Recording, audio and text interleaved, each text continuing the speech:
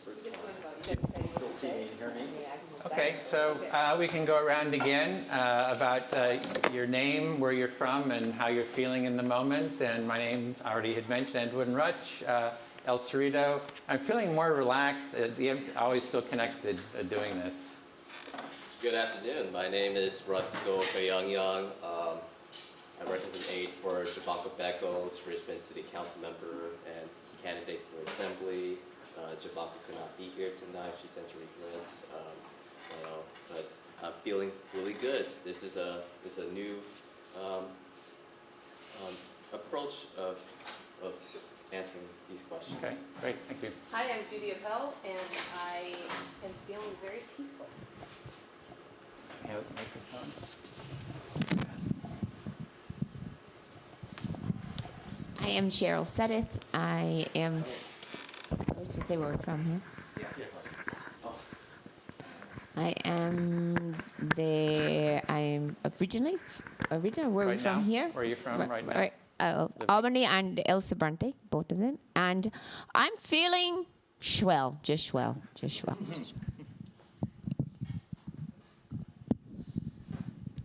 So we're just saying name, where we're from, how we feeling. Sergey Piterman. I'm from Oakland. Right now I'm feeling pretty excited, a little nervous, but mostly excited. It's good to be back in my alma mater, so feeling a little bit more at ease because of that. Yep. My name's Dan Kalb. I live in Oakland. I feel very good right now, and hopefully we'll all feel good for quite a long time. Whoever wins will probably feel a little bit better at that point, but we'll all feel good. Nobody wins in empathy, sir. I meant in the election. I'm Raquella Thaman. I'm from Berkeley, and I'm feeling kind of excited and a little nervous. Okay, great. So we've gone through the process of how this works. So I'm going to step outside of this one since we have 5 people for time. So if one of you would like to start and select who you'd like to speak to, and you're starting, and who you'd like to speak to. I'm happy to start, and I will speak to Cheryl. So I've been actually I had a conversation very recently with Zach Goldstein, who's on my team, and we were talking about this forum because it's new and different and very interesting. And we both acknowledged that we shared this that empathy and radical empathy is really a part of our politics. It's not separate from our how to do politics, but really a part and central to our politics. Okay. So you had a conversation with one of your campaign personnel, and you guys discussed how empathy is a part of how politics is done. And so then I started thinking since then about why is that? Because my family is we're very relational, and I think and I think that, for me, empathy is really very closely connected to kind of love and vulnerability. So I was really thinking about why that is so important to me, and how that's come up so much during the choices I've made in my career, and how I've done my life, and how I parent, and how I'm a wife to someone, and or a partner and a wife to Allison. And so I was thinking about that, and so maybe I should give you a moment to reflect that. So you've been trying to relate the concept of empathy, not just to politics, but in your personal life, in your professional life, and the choices that you've been making. And so I've been thinking about why that is, and I realized that, so when I grew up, my sister, Elizabeth, had severe mental health issues. And so because of that, first of all, there's a lot of emoting in my life, a lot of emotion and a lot of conflict between my parents, and also just learning what it was to be a very close ally to her. And that involved a lot of empathy, because sometimes she could be really frustrating, a lot of times she was angry, a lot of times disruptive, but I was her closest ally, her closest friend. And so that really taught me a lot as I was growing up about what that means to really listen to someone, be so intimate with someone who has such a different experience in life. So the lessons that you learned from your sister really taught you what empathy meant. and you being her closest, not just her sister, but her friend and her ally, has carried with you throughout your life. Yeah, and That's it. That's it. That's good. Oh, pick someone Your else. turn to speak to someone. Thank you. I feel heard.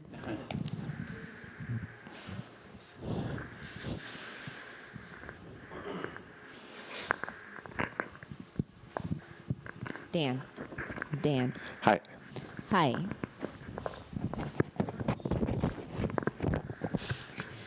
So, we spend a lot of time on these forums, having a lot of discussion about experience, and experience in the way that most of the time it's categorized in a political sense, right? And much of our experience, and I feel our experience, especially as women and as women of color, are not valued. I don't feel our experiences are being valued at the same level as some of the experiences that are being touted by people who haven't been walking in our shoes or on our road. Okay, so Cheryl, so you initially are pointing out, acknowledging, or just reminding us that sometimes during our many candidate forums we've had, that the topic of people's experience as a political experience or related to that has been put out there a lot in the discussion and the forums, and that the other experiences that I think I'm hearing you say are also very relevant and important, that are different than that, somewhat different than that kind of experience that you have heard, are come across or don't come across or are being less valued or less appreciated. In particular, those kind of experiences that are common to women of color, people of color, or women of color. And that's been your sense of a number of the forums. Or women, period. Or let me reword this. Or sometimes it's in politics general, but I've noticed it in particular in just being in part of these forums, that women, and then in particular women of color, that when experience is noted, that it's being downplayed and or dismissed as not real, true experience. That if it's not matching some experience that someone has a preconceived notion of what experience is, that's being dismissed or downplayed. So your impression and feeling is that the experiences that that women have had and women of color have had in their lives, professional otherwise, is being or has been less valued or devalued in the forums and debates and discussions that we've had, and I'm sensing that you feel that's not appropriate or inappropriate or not good. And that's the time. Right, so it's your turn. Are you feeling hurt? Somewhat. Okay. You'll Okay. come around again. Yeah, maybe not perfectly, but some. Yes. Okay. And then who are you speaking to? Sergey. Could you both share the microphone that's on my left? The other one's not working. Yeah, it's not very loud. Oh. This one? Yeah, that one. That one's louder. Yeah. Okay. Sorry. It's Sergey, right? Okay. So when I was thinking about this, I reminisced a little bit about some work I did some 20-something years ago in the Bay Area with Michael Lerner and some of that group that he had in existence back then, and I was remembering the word empathy and meaning had come up quite a bit. And I recall something that I've observed many times since, having to do with people, we all see this, or at least I've observed this, where people will appear to advocate or push for something that might be not in their economic best interest or the material best interest, and those of us who observe that are perplexed sometimes, and what we've actually see when you dig down deeper or listen with as part of empathy, in an empathetic manner, you find out that what they're really searching for and advocating for in one way is to address their the emotional hurt that they have, or the lack of acceptance that they're feeling, and it's the intangibles that they're really searching for, and sometimes it perplexes those other people to wondering why are they saying that? Well, that doesn't make any sense, but it actually does. It sounds like what you're saying is a lot of times people's actions don't make sense unless you look at them through an empathetic lens, where they're acting against their own best interest because they're trying to address this emotional, deeper issue rather than thinking logically about how something might impact them economically. Like they just want to be heard or felt or seen. That is, I even go even a little more than that. That was very good. That there is logic in what they're doing. It's just not obvious unless you dig down deeper and have that empathetic conversation with them. Them. When I say them is us. Them can be everybody. So I'll just say that people searching for meaning in their own lives, and by extension the lives of people close to them or in society, really is large part related to satisfying their own emotional needs, very understandable needs, and the sometimes lack of meaning that they feel unless they get heard. Yeah, just to echo that, it sounds like people that feeling heard and feeling seen and being empathized with is a really powerful driving force, and it really, the logic becomes clearer once you understand things through that lens, through an empathetic perspective. Okay. Should we just share it? That's good.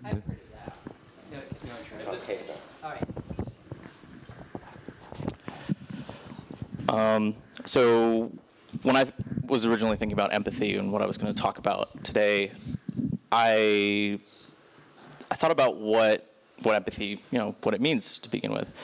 And one of the things I came up with was it's tied deeply to humility and recognizing, at least for me, my own limitations and my perspective.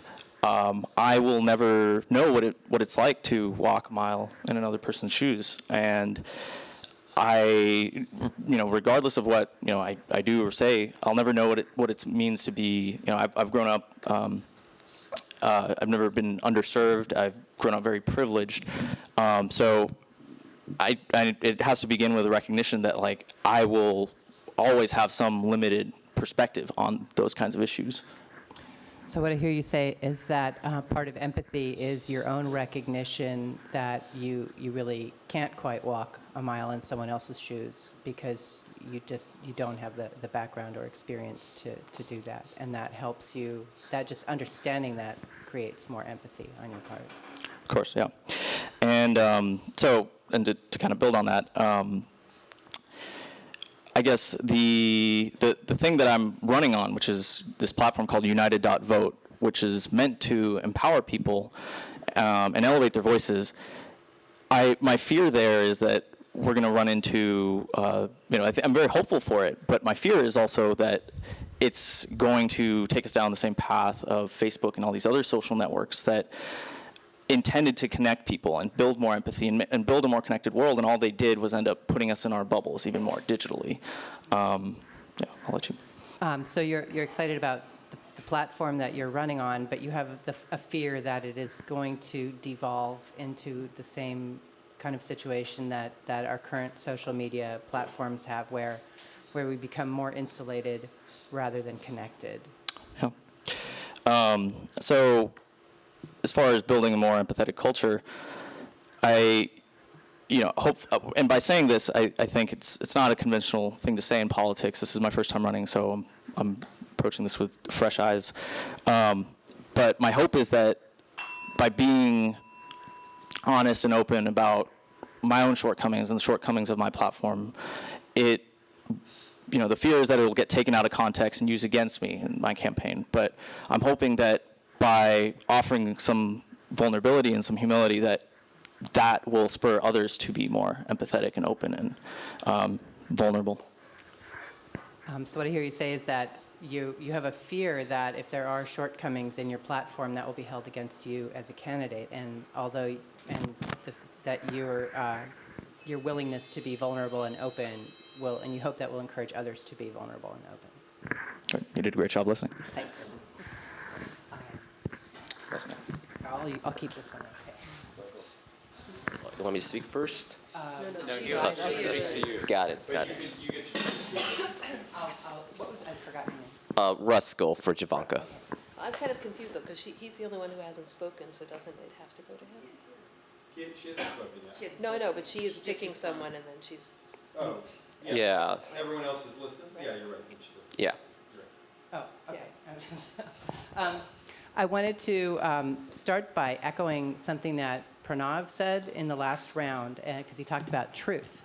And I've always thought of empathy as being, in a certain way, a seeking out of the other person's truth and not imposing one's own on them. And I think that requires, in many cases, taking oneself out of the equation. So when I am talking to somebody, I try not to think of how it affects me or my idea, and actually just hear their truth, and removing the adversarial component from any interaction.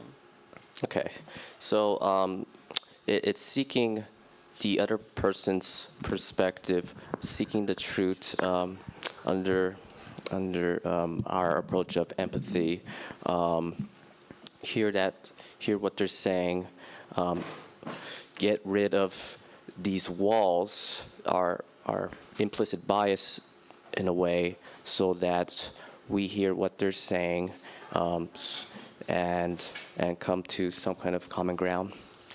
Yes, and Speak closer to the mic. okay, yes, and in terms of bridging the gap, maybe between left and right, assuming the best of the other group or person, and looking at what the goal is rather than the pathway to attain the goal, because oftentimes the goal I have found is the same, but the pathway is radically different, and and everything gets lost in the hyperbole. So hearing each other out, we look at the end goal that will get us there, and taking that pathway to get us there, not choosing a pathway that will be divisive and negative. Or I mean, paying more attention to the goal and trying to find, rather than the particular strategy to attain that goal, and that will help create more common ground, because I think often the goals are not that different. Okay. So finding that strategy, finding that way to get us toward that common ground. Yes. Yes. So I think it was Judy listens now, is that right? Yes. Can't Yeah. you pick anyone? Oh. No. You haven't listened? I haven't. I've been listening. So I get to speak? Okay. Hi. Hi, Judy. Since also want to disclose, I'm also a school board member from Vallejo, and Judy is a school board member from Berkeley. So Jovanka and I were concerned of public education from pre-K to K to 12 to college. and as elected as policymakers, we ask a lot of questions before we find that right path. So what I hear you saying is that you and Jovanka share a common interest in education, K through 12, and in reaching, as policymakers, and reaching those kind of your path from where you're going to go. You do a lot of listening. Yes, and that's Jovanka's approach is to listen to people from various backgrounds and work with them to find sustainable solutions to address these problems. And we ask a lot of questions. Why is our state ranked near dead last in per pupil funding? Why Prop 13 came into existence in the first place? Who put Prop 13? What's the intent of Prop 13 by these by these wealthy special interests at that time? Why is every metric showing dead last in student achievement? Why are we not retaining our teachers, our classified staff? Why we don't have enough mental health specialists, not enough counselors, not enough support services on our school sites? So you're saying that, if I understand correctly, that Jovanka's approach is to ask questions, and by that you mean asking questions like, why are we ranked nearly last in per pupil spending? Why is it that we have this huge opportunity gap in our schools? Why is it that why did Prop 13 come to pass in the first place? And a variety of other questions that get to the concerns that she has or you have about equity in our schools. Yes. And also, we have a lot of questions. Is that our 30 seconds? 30 seconds, yeah. Okay. Why? Has to be very short. Oh, yes, okay. Whoever, our legislators who accept money from wealthy people, wealthy special interests, wealthy corporations, especially the charter groups, why do they keep accepting those support and keep voting not to support free tuition, not more funding for our public schools? So if I understand correctly, your question there is, why do some people accept donations from people who support charter schools and other interests, and are voting counter to what people want? Yeah. So do you select? I'll talk to you, Sergey. I really haven't had a chance to talk to you. So I wanted to talk a little bit of how one of the times that I have experienced like a very clear example of how empathy really can change public policy. So when I was in 2008, the Prop 8, which made we had marriage equality was legal for a moment based on a lawsuit that I was a party in, and then we like a few months later, the people who didn't think we should have a right to marry put up Prop 8, and at that point, we were all those of us who worked on that campaign were given a very strict script when we were doing phone calls about exactly what to say, and we weren't supposed to bring our own stories into it at all. Sounds like you're saying a big moment where empathy, you're halfway through the story, I assume. So Right, we haven't got to the empathy part yet. Was during the 2008 election. I actually remember that, Prop 8 with marriage equality and sticking to a script rather than going into any of your own personal stories. So as you know, we lost that election and Prop 8 passed. And so then I started working with a group of people who were really looking at why we lost.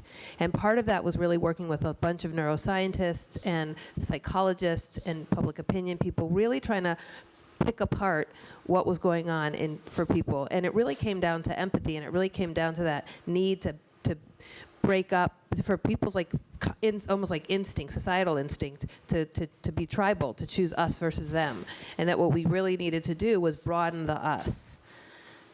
And so this was what didn't work, or I just want to make Well, sure I'll I just finish understood. the story and then you can. So what was interesting is that we did all of this work, and then we developed something called the Breakthrough Conversation Project, where we had thousands and thousands of conversations. We trained people all over the state to talk to their family members, mostly conservative family members, and find those points of commonality and really listen to where they were coming from. And that was the thing, in my mind, doing that here and in other parts of the country, that really helped tip the balance of public opinion.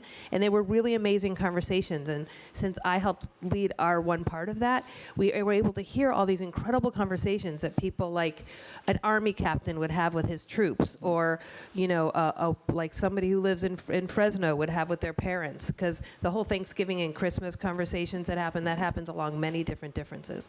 So for me, that was a really critical lesson of what we can maybe bring to Sacramento in helping to kind of eliminate some of the tribalism. So it sounds like you saw this as a clear example of where empathy really shines, of having these breakthrough conversations with all these different groups to actually show where those sticking points and how can we actually use those, and rather than some kind of more academic or more like scripted way of pushing something forward, you looked at a more empathetic way, and that actually turned out to be more successful than this kind of left brain like. But yeah, only one thing different is it wasn't with groups, it was the one-to-one conversations. Yeah, thank you very much. I feel heard. Cool. Okay, and I got some feedback that wireless is not It's not working. Oh, yeah, so we want to just use this right now. That's wrong.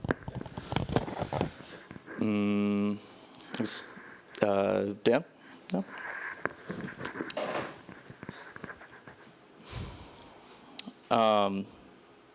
So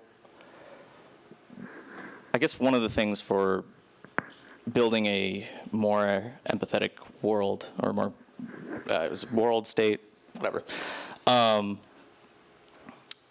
to me, I guess one of the things that I think we need is for younger people to get involved and to actually sit down and have these conversations.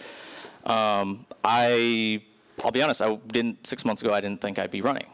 But so far, this has been an incredibly enlightening experience. And this is actually the forum where I've seen most other millennials. What's up, guys? Most other millennials. Most of the forums I've been to so far are people who are a lot older.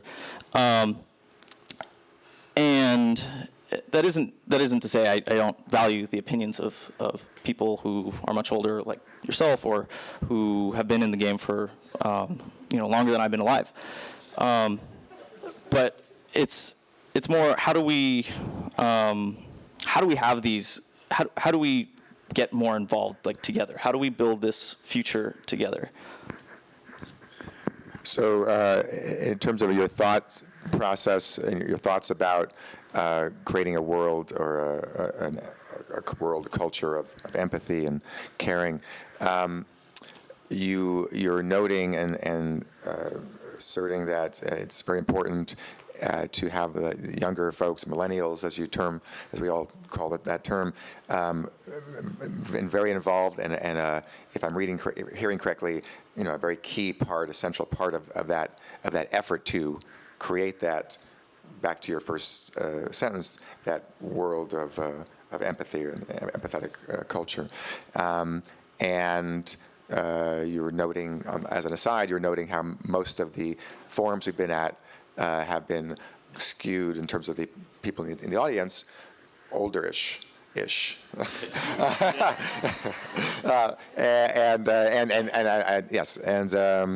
And you were just saying that we got to bring the younger people. I think what I'm hearing is we have to bring the younger people in a bigger way, and we're not there yet. Yeah, exactly.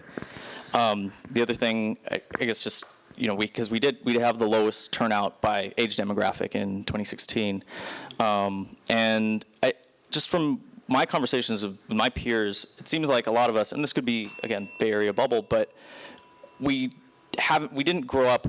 So in one sense, our strength is we didn't grow up with all the racial and gender biases from past generations. We've grown up in a new world, but we also take that for granted.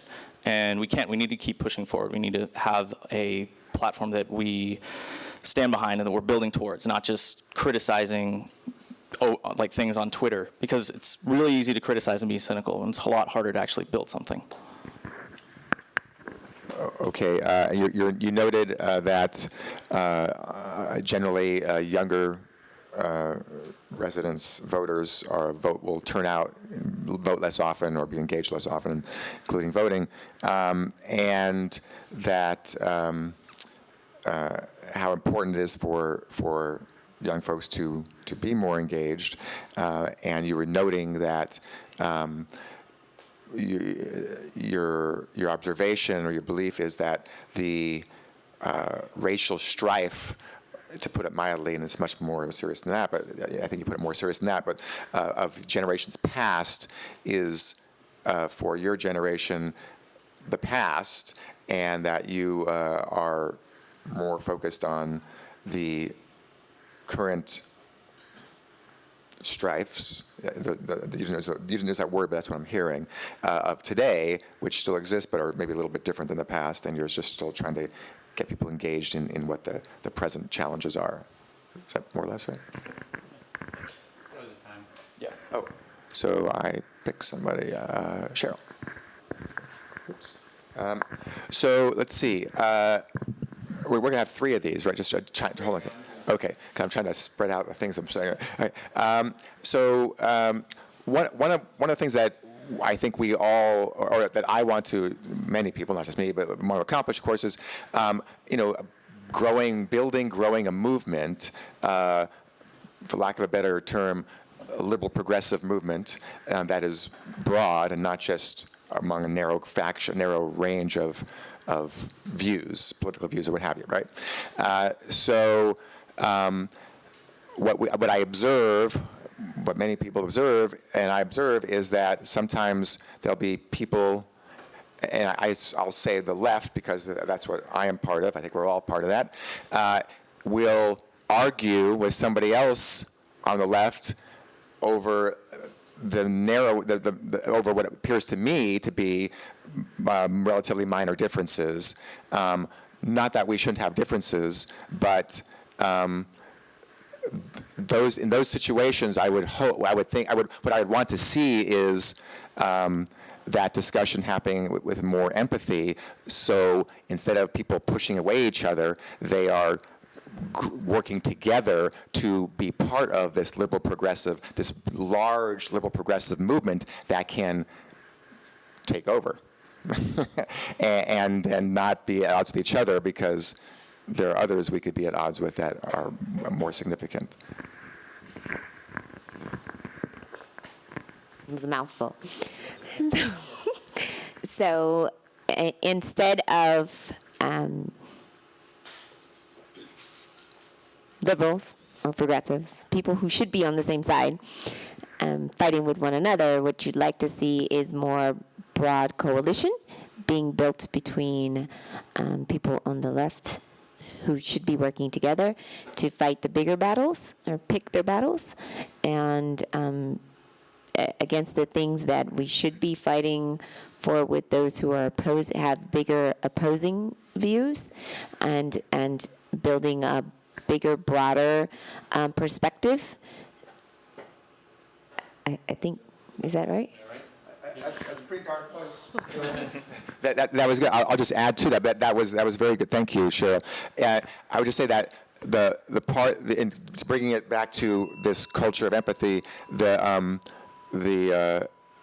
part that I wanted to convey in that is that the way to do that, or a way to do that, is for those of us in the progressive, liberal, left, whatever we call ourselves, broadly categorized, to interact, not to hide our differences, there are going to be differences, but to interact in a way where we are welcoming, listening, being empathetic, so we can manage those differences, so we can be part of a broad, liberal progressive movement. So you would like for us to be welcoming, listening, and and still working together as part of a larger liberal progressive left movement, still recognizing the differences amongst us. And you can speak to correct? please. Raquella. So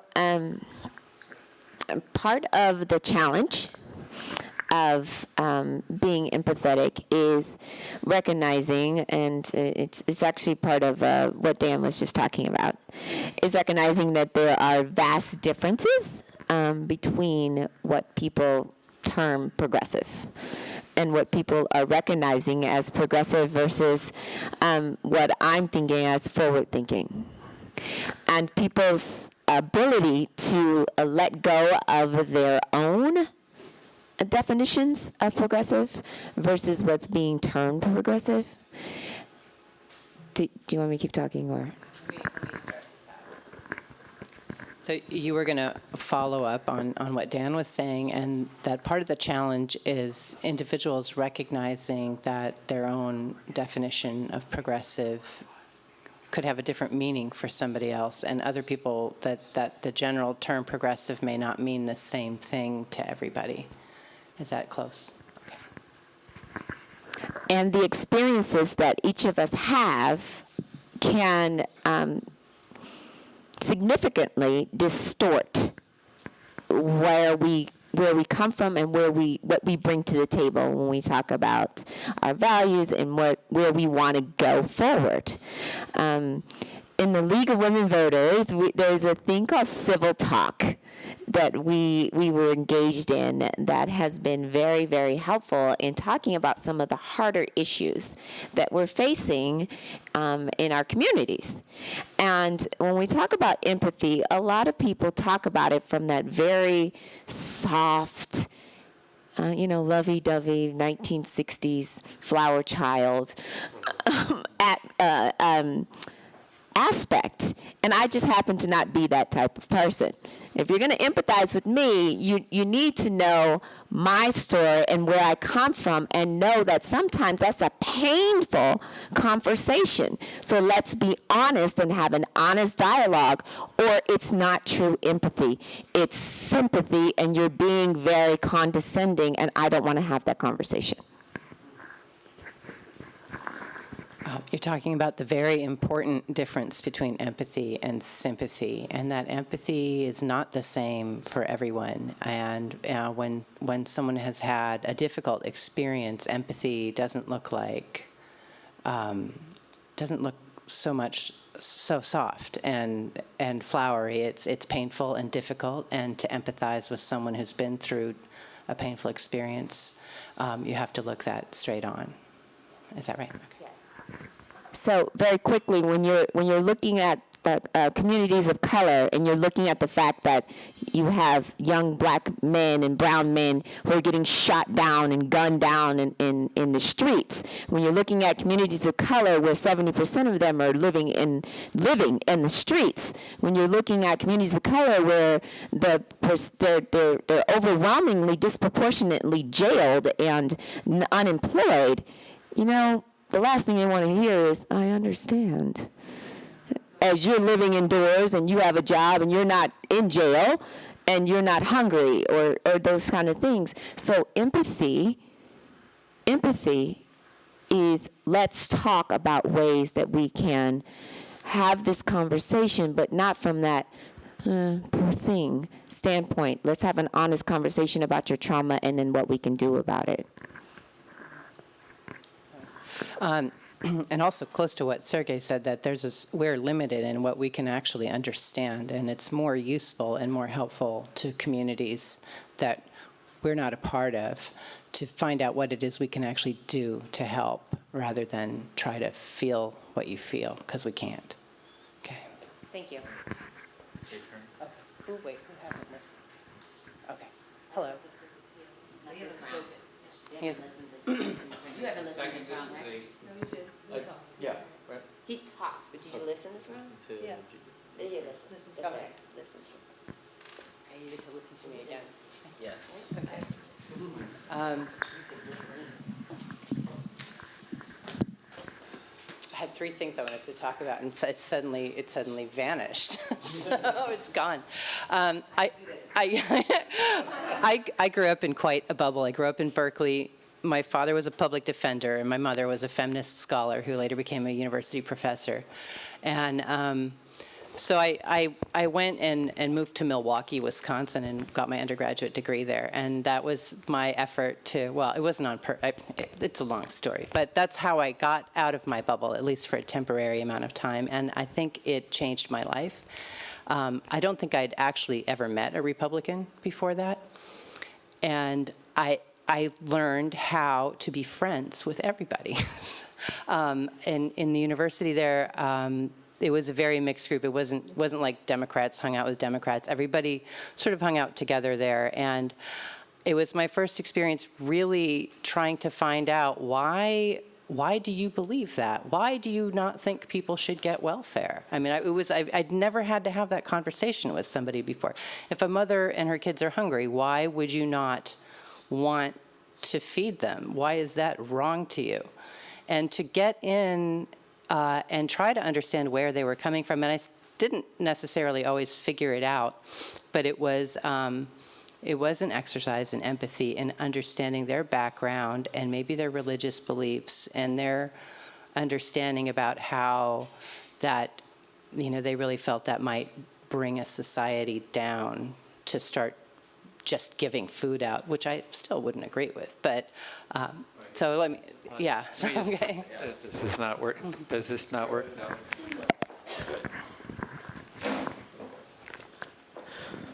You grew up in Berkeley. One of your parents was a public defender, and you moved to Milwaukee to get out that Berkeley bubble.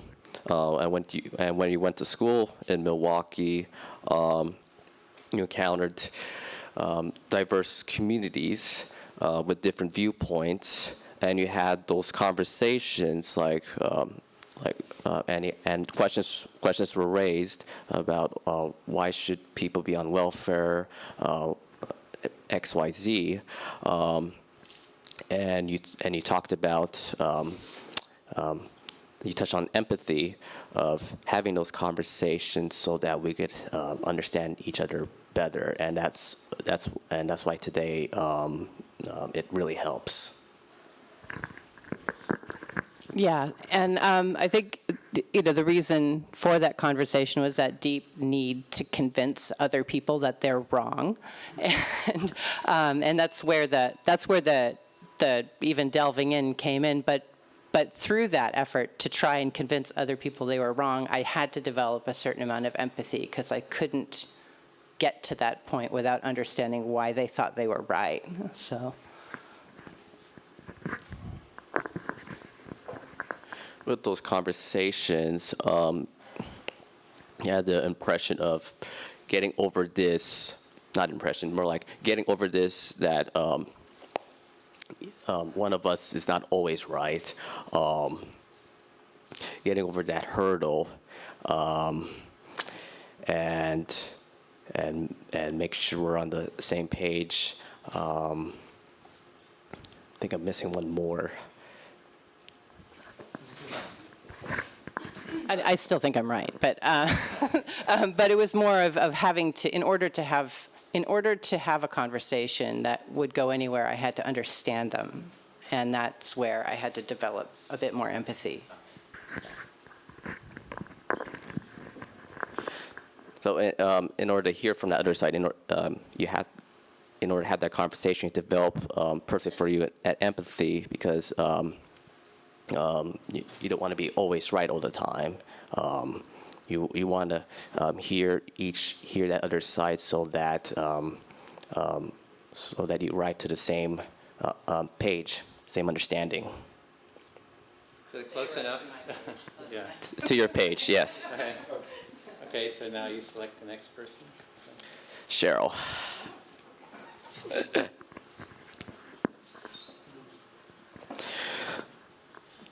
Well, Cheryl, Jovanka and I,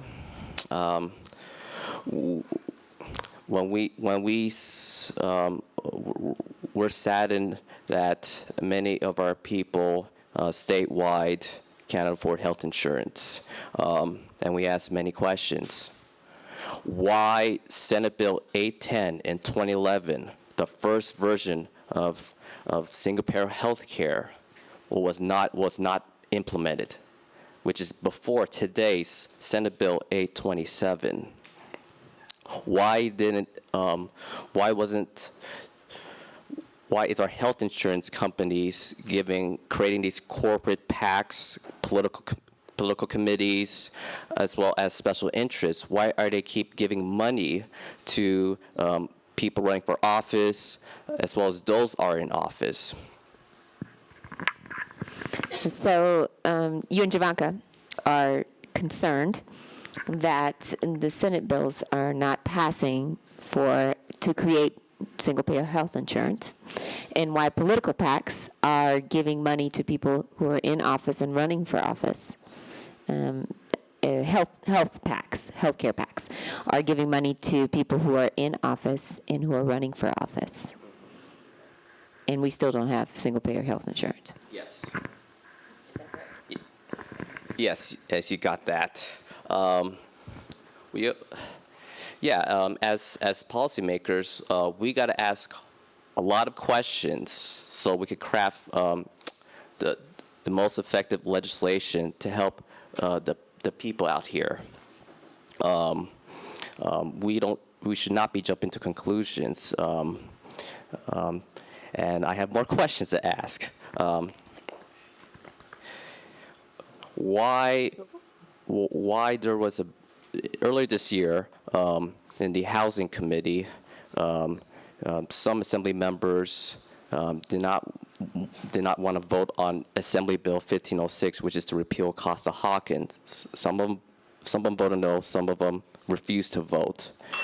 Why do they depend on their support from the wealthy, the apartment association,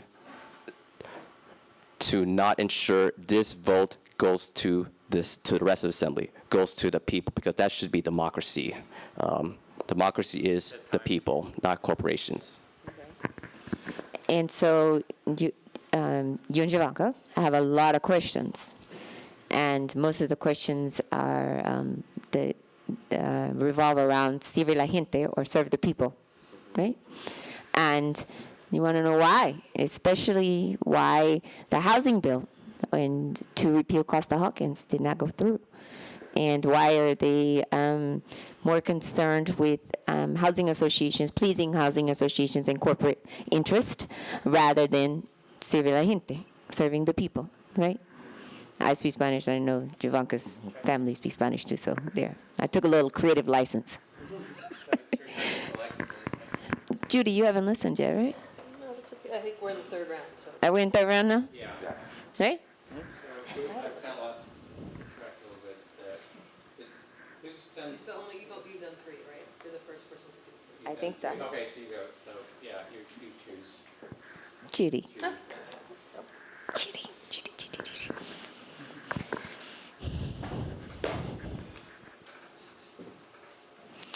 In this current political climate, we have to be ever vigilant to ensure that empathy and empathetic listening is really about, we talk a lot about intersectionality and how our communities have to work together. But a lot of times people listen to form their argument. Right? They're not listening to hear what you have to say. They're just listening to figure out how they're going to respond. And what I've noticed is usually their response has nothing to do with what you just said. So you, and I think you meant you and I talk a lot about intersectionality and how our communities can work together, which we do, and that you have noticed, particularly in this political environment, that it's really important that people really listen. What you've noticed is that a lot of times people are really listening to what you say so that they can form their response. Correct. And it's ever important. A lot of people talk about serving the people, what they really mean is serving a particular section of the people.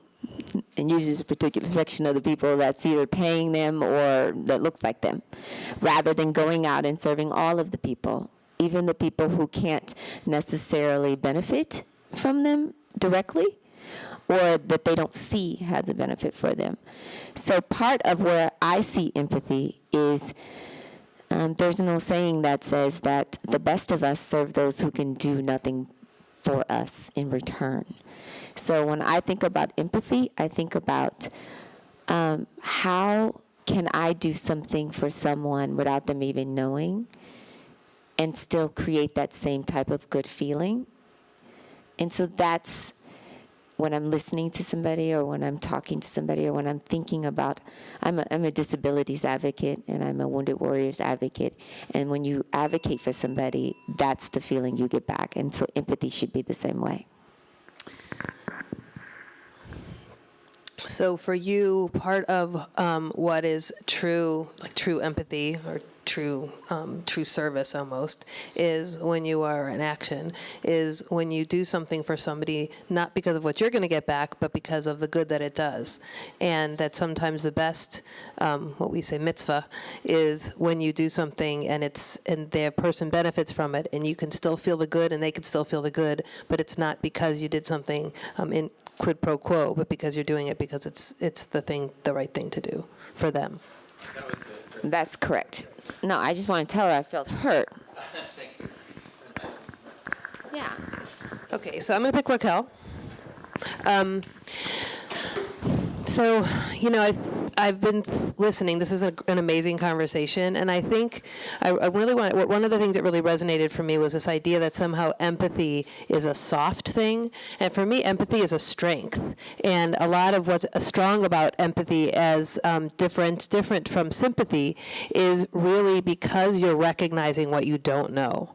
I'm recognizing my blind spots. I mean, I think the more that I feel like I'm learning to be truly empathetic, the more often I realize after the fact that, oh my gosh, I just said that really stupid thing because I really didn't know, I really didn't understand. And so it's all a process of self-forgiveness and moving forward. So you would describe empathy as a strength rather than as a soft thing, and that it's, again, different from sympathy, and it's a recognition of not what you don't know, and and it's part of a learning process. So when you've made a mistake or you've said the wrong thing, acknowledging that and learning from that mistake and moving through it is a part of empathy.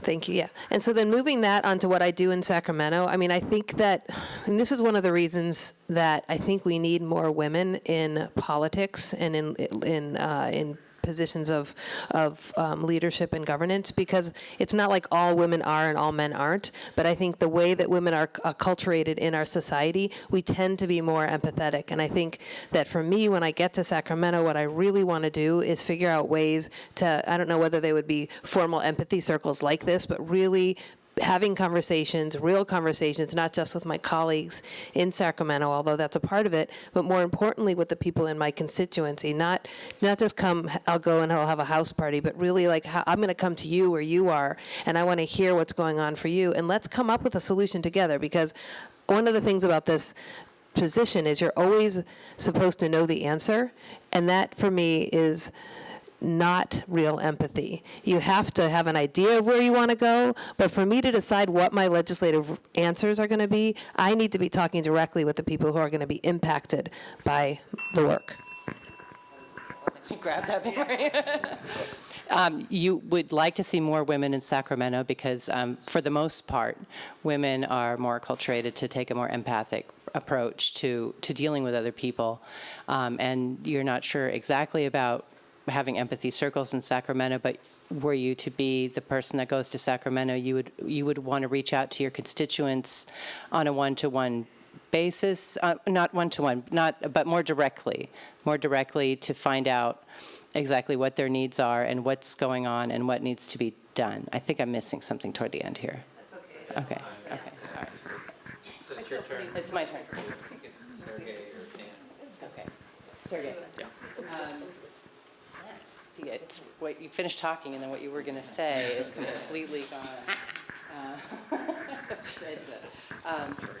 So I think I want to talk again about how to increase empathy in the political process, and I talked earlier about how the adversarial system, at least in law, which is my area of practice, it is an adversarial system, and it sometimes has the effect of hindering access to the truth because it's a matter of winning rather than a matter of getting to a common goal. And what we're doing right now is we're all competing. This is a race. And I've always thought I didn't want to actually call any of you my opponent because for the most part, I think we're all aiming for a similar goal. I sort of want to call you my co-candidates or whatever.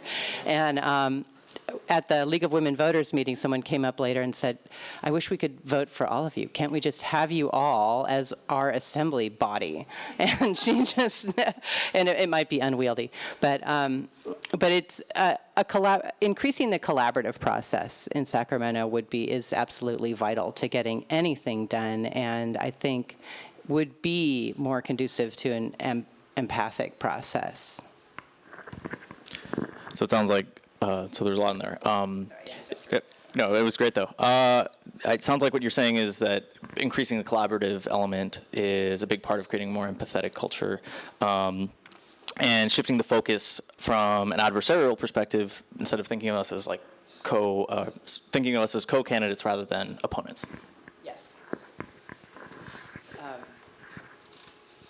And I think that goes for many other professions as well, where trying to move forward. I mean, it comes naturally in some. I have a background as a special education teacher, and that involved a lot of empathy and a very strong focus on not being sympathetic, but being empathetic, understanding what somebody needs, not feeling sorry for someone, and recognizing a person's strengths rather than doting over what they can't do.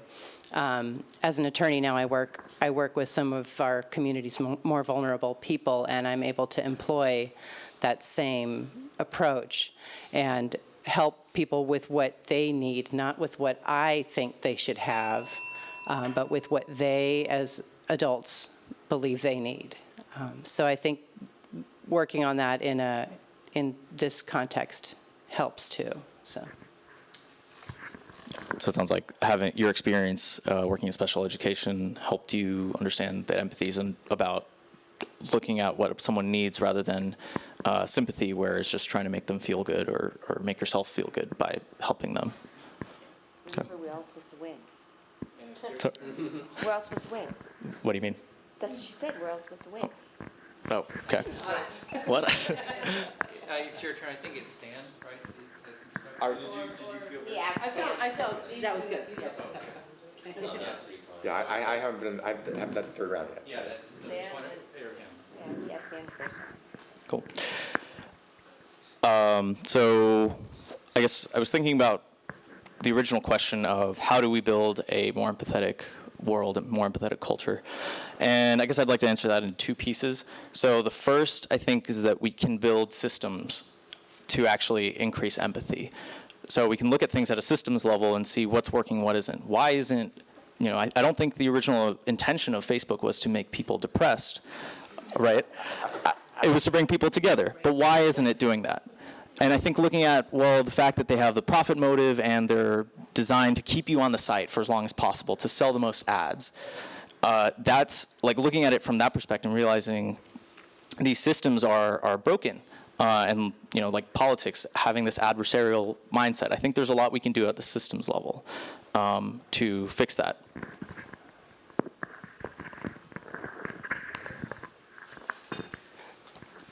It's trying to process all of that.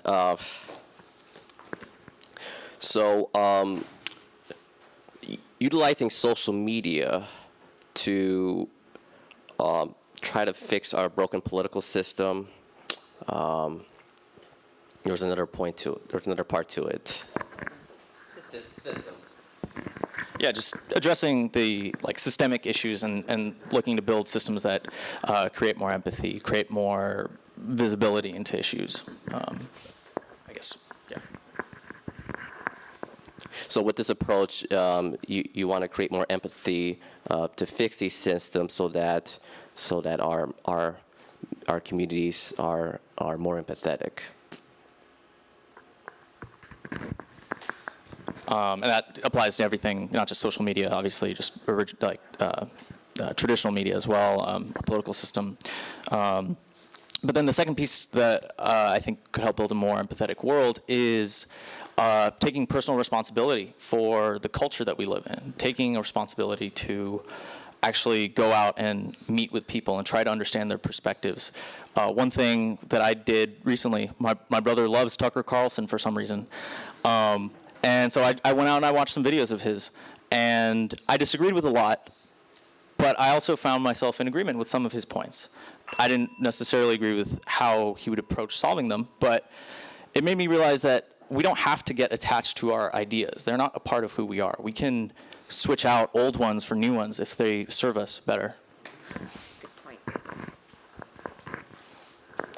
So we have to take personal responsibility. You shared what you watched recently.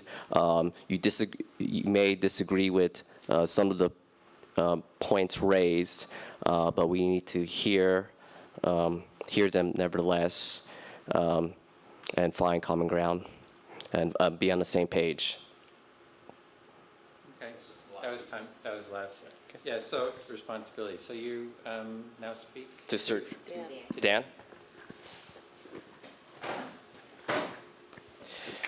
All right, Dan.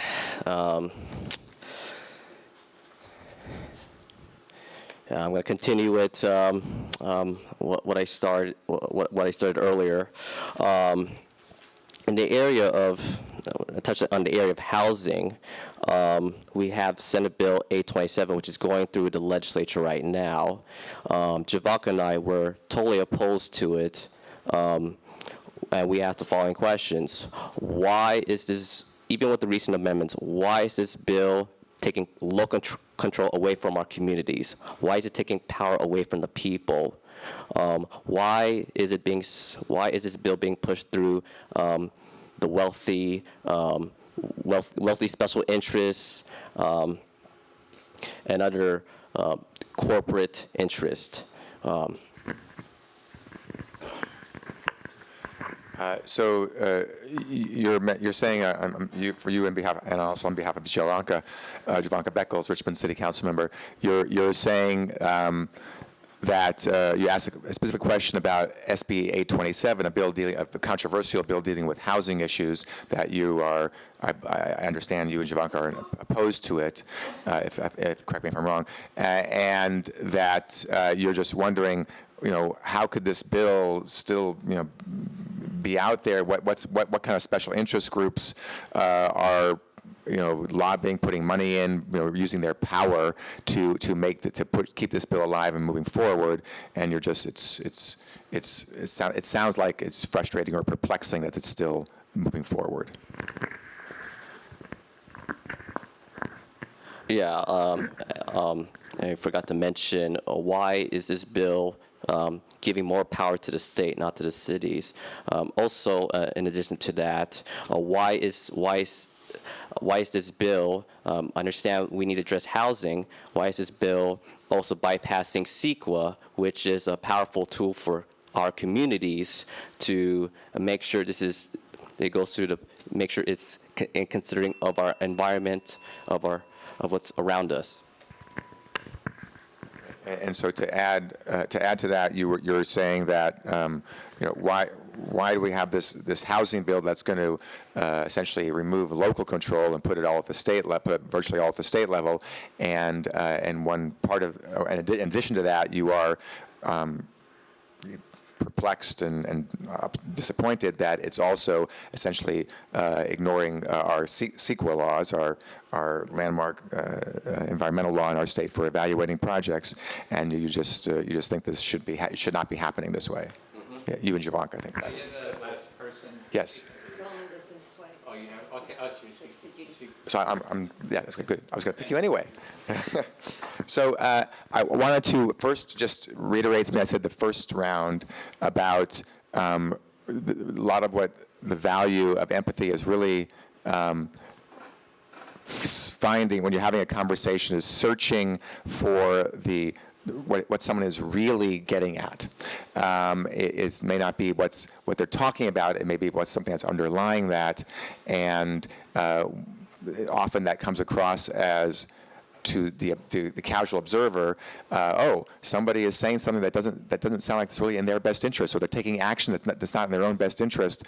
Why are they doing that? And what a deeper dive, an empathetic deeper dive is, you find out, oh, it's their emotional needs and the hurt and the individual less tangible challenges they've had is what's causing them to feel a certain way.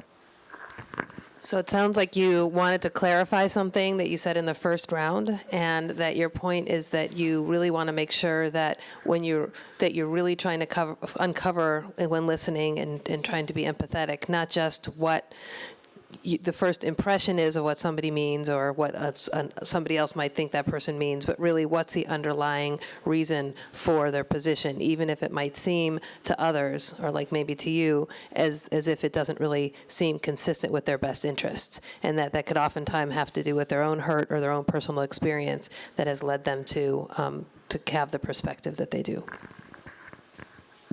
Yes, thank you. And stemming from that, I'm thinking, many years ago, in 1991, is that after you were born? Before you?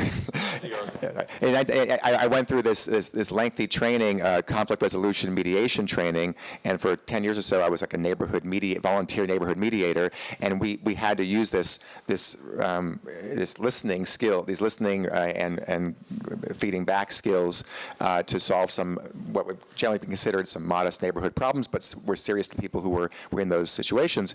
And I never thought about those skills that we all use for many years. These things still happen. There's a group called Seeds here. Those are empathy skills. I never used that word, even heard that word in that training or in my work, in my volunteer work there.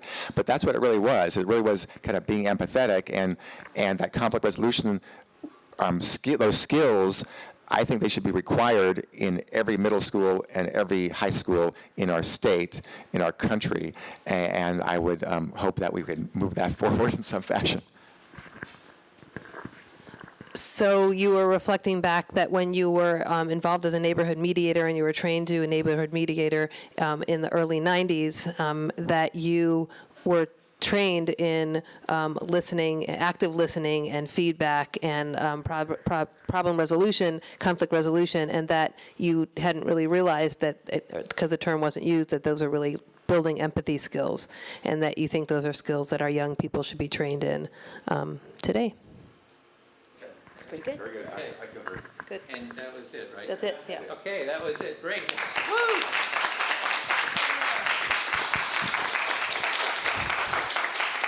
Yeah, so thank you very much. This is the beginning of a conversation about how we can create a more empathic world, and so grateful that we have the politicians willing to bring this into the political world, and I heard a lot of ideas for moving it forward.